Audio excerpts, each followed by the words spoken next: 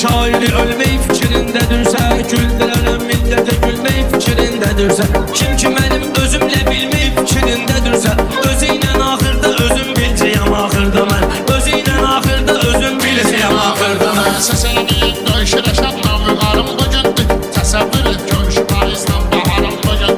Yuvarı gün orta yılmışam toy tunarım bugün, yuvarı gün orta yılmışam toy tunarım bugün.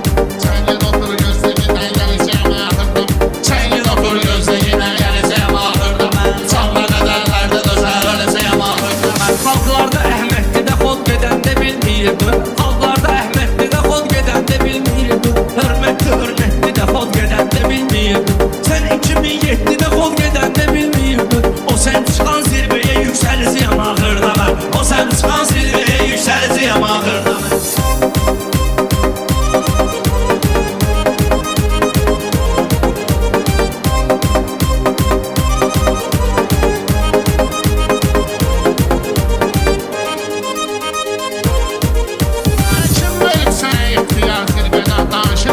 Hasandan oldum peşekar zirveden danışırsan, sonra bir anda yuvar zirveden danışırsan. Sen diyesen meyhanadan sileceğim ahırda ben, sen diyesen meyhanadan sileceğim ahırda ben. Sanma kaderlerden özel öleceğim ahırda ben. Zirvəliyim, dağ kimiyim, canma dağ dərəyəm mən, bilən bilir ki, gözünlə gözəl bənzərəyəm mən. Söz aləminə açılmışam, sanki pəncərəyəm mən.